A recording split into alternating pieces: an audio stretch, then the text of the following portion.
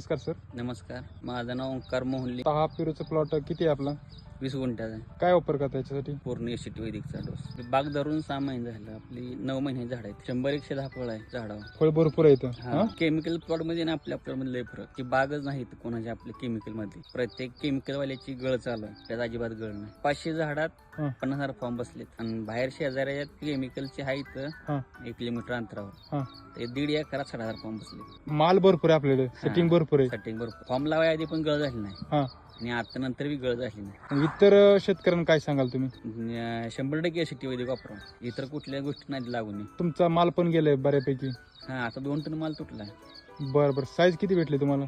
Size आम्ही जास्त वर येऊ जाऊ दिलं नाही, म्हणजे लोकल रेटला असल्यामुळं 300 प्लस चालत नाही. ओके.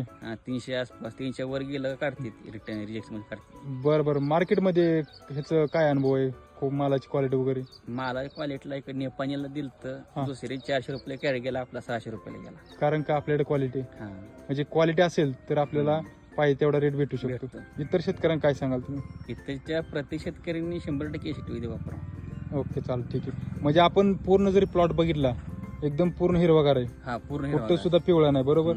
एकदम कॅनोपी जरी बघितलं आपण, पान वगैरे एकदम जबरदस्त आहे. बरोबर. हा. ओके, चालेल, ठीक आहे. धन्यवाद.